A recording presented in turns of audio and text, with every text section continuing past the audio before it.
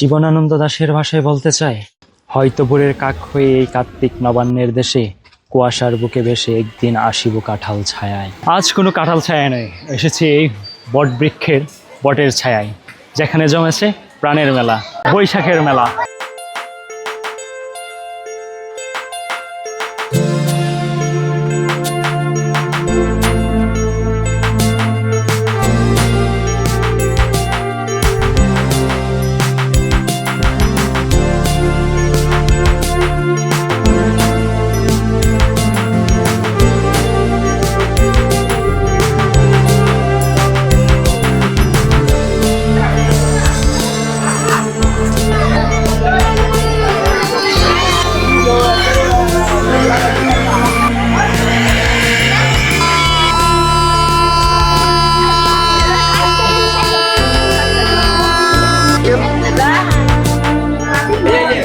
আমাদের ছোটবেলার পহেলা বৈশাখ বলতে মাটির তৈরি বা কাঠের তৈরি খেলনাই ছিল আমাদের, আর এখন সেই জায়গাটা দখল করে নিয়েছে এরকম প্লাস্টিক।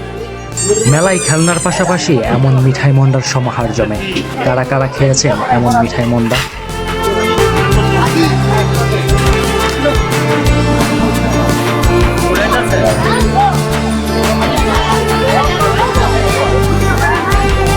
পয়লা বৈশাখের মেলা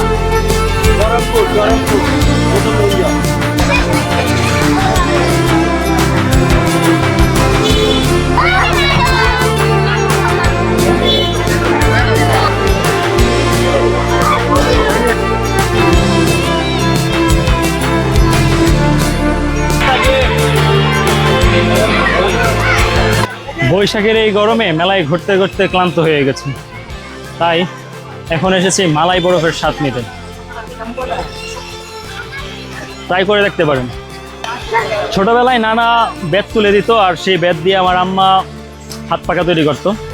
হাত পাখার বাতাস খুব শীতল হয়, তবে গরমকালে এটার প্রয়োজনীয়তা খুব বেশি, কারণ বাংলাদেশ মানেই লোডশেডিং। আর আপনারা কারা কারা এই হাত পাখা দিয়ে বাতাস করেছেন বা হাত পাখার বাতাস অনুভব করেছেন জানাবেন।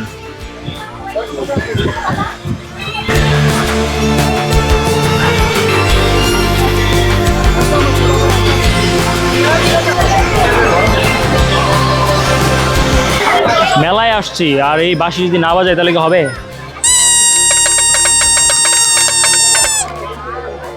আপনাকে মিস করছি, তাই নাগরদোলায় আর একা একা উঠলাম না, আপনাকে নিয়েই উঠবো।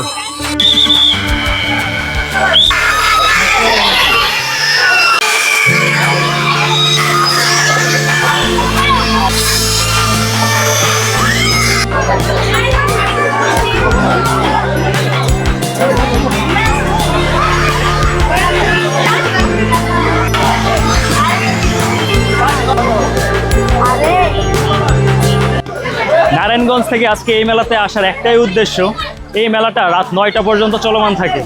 তাই প্রথমবার উপভোগ করলাম রাতের মেলা।